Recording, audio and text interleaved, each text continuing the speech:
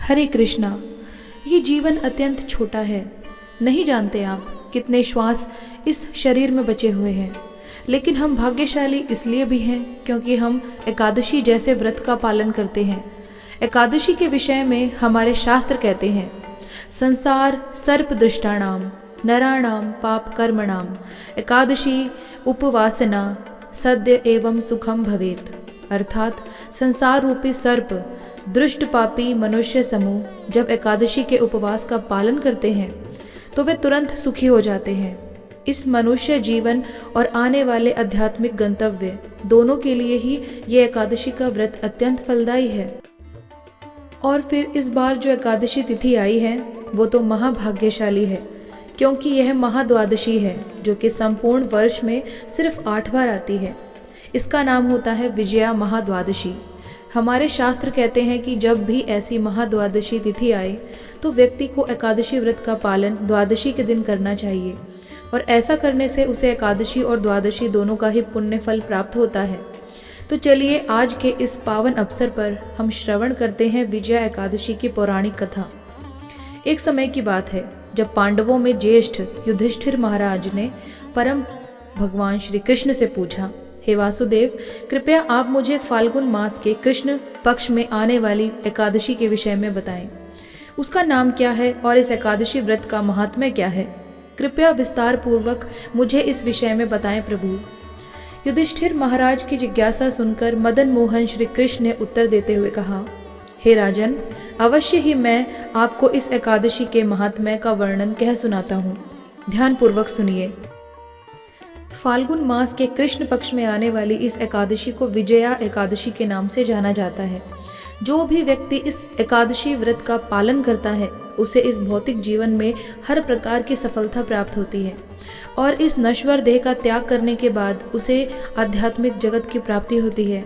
अब मैं आपको इस एकादशी के विषय में एक कथा का वर्णन कह सुनाता हूँ, जो कि महान ऋषि नारद मुनि ने ब्रह्मा जी से सुनी थी। तो इस प्रकार भगवान श्री कृष्ण ने युधिष्ठिर महाराज को विजया एकादशी कथा सुनाना प्रारंभ किया। एक बार देवर्षि नारद ने अपने पिता ब्रह्मा जी से पूछा, हे पिताश्री, कृपया आप मुझे बताइए कि विजया एकादशी व्रत का पालन करने से जीवात्मा को क्या लाभ प्राप्त होता है। ये सुनकर ब्रह्मा जी ने उत्तर देते हुए कहा, हे मेरे प्रिय पुत्र, सबसे प्राचीन है ये व्रत और अत्यंत पवित्र भी। वो हर प्रकार के पापों का नाश करने वाला है। ये एकादशी अपने नाम के अनुसार ही हर प्रकार का विजय प्रदान करने वाली है। एक बार भगवान श्री रामचंद्र अपने भाई लक्ष्मण और भार्या श्री सीता माता के साथ वनवास में निवास के समय पंचवटी में वास कर रहे थे। अब एक दिन क्या हुआ कि दुष्ट रावण ने माता सीता का अपहरण कर लिया, और इस बात से अपनी मानव लीला निभाते हुए भगवान श्री राम सामान्य पुरुष की तरह ही अत्यंत व्यथित हो उठे। जब वे माता सीता को खोज रहे थे उस समय उन्हें मार्ग में जटायु मिले, जिन्होंने किस प्रकार दुष्ट रावण ने माता सीता का अपहरण किया था उसका पूरा वृतांत उन्हें कह सुनाया। उसके पश्चात जटायु वैकुंठ लोक में चले गए। कुछ समय पश्चात भगवान श्री रामचंद्र और वानरों के राजा सुग्रीव के बीच मित्रता स्थापित हुई, जिनके साथ मिलकर उन्होंने वानरों और भालुओं की एक बड़ी सेना तैयार की।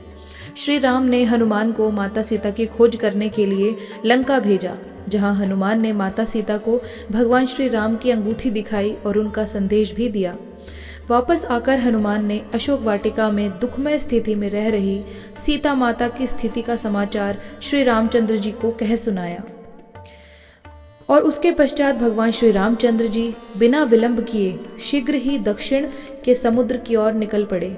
समुद्र तट पर पहुंचते ही उन्हें इस बात का अनुभव हुआ कि समुद्र अत्यंत गहरा है और इतनी बड़ी सेना को समुद्र पार करवाना ये एक बड़ी चुनौती है। उस समय लक्ष्मण जी ने श्री रामचंद्र जी से कहा, हे प्रभु, आप तो सर्वज्ञ हैं। यहाँ से लगभग 4 मील की दूरी पर बगदालभ्य ऋषि का आश्रम है, हमें उनके पास जाना चाहिए।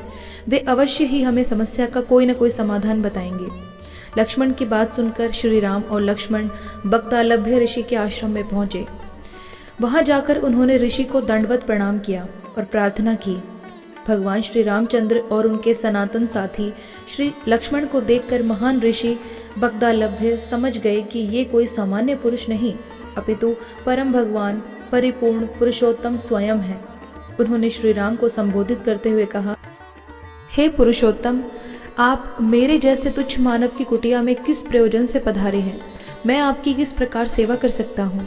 प्रभु श्री राम ने उत्तर देते हुए कहा, हे ऋषि श्रेष्ठ, मैं यहाँ इस विशाल समुद्र के उस पार स्थित लंका नगरी पर आक्रमण करने और मेरी पत्नी सीता का अपहरण करने वाले दुष्ट रावण का संहार करने के लिए यहाँ पर आया हूँ। मेरे साथ मेरे वानरों की सेना भी है। कृपया आप हमारा मार्गदर्शन करें कि किस प्रकार हम इतने विशाल योजन लंबे अम्बुधि को पार कर सकते हैं।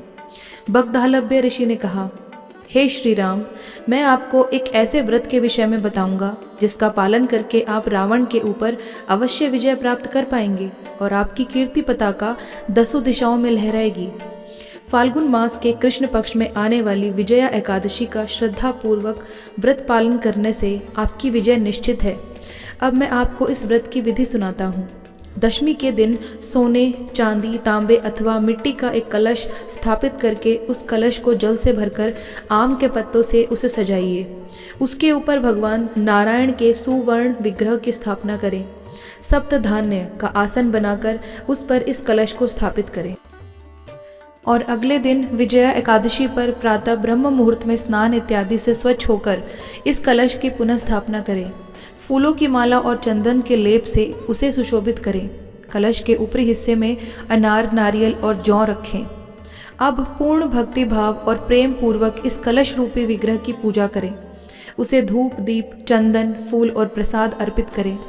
एकादशी के दिन संपूर्ण समय उसके सामने बैठकर हरि कथा का पठन और श्रवण करें। रात्रि में भी उसी स्थान पर जागरण करें। दूसरे दिन प्रातः उस कलश को किसी पवित्र नदी या जलाशय के समीप स्थापित करें और विधि पूर्वक पुनः उसकी पूजा करें। उसके पश्चात सुपात्र ब्राह्मण को इस कलश और उस पर रखे हुए नैवेद्य का दान करें। इसके साथ साथ आप अन्य अनेक प्रकार के दान भी कर सकते हैं।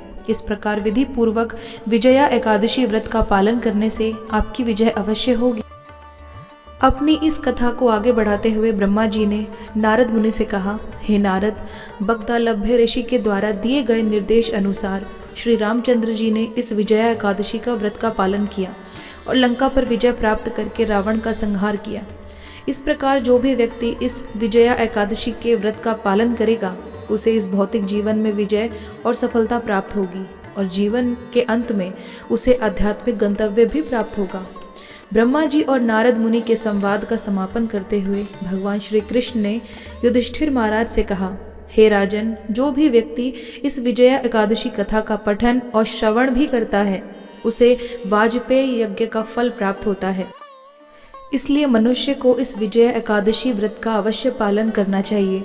पुराणों के पन्नों से अभी अभी आपने सुनी इस विजया एकादशी की पौराणिक कथा। इस कथा को श्रवण मात्र से ही मनुष्य को अपने शत्रुओं पर, अपनी परिस्थितियों पर विजय का फल प्राप्त होता है। धन्यवाद।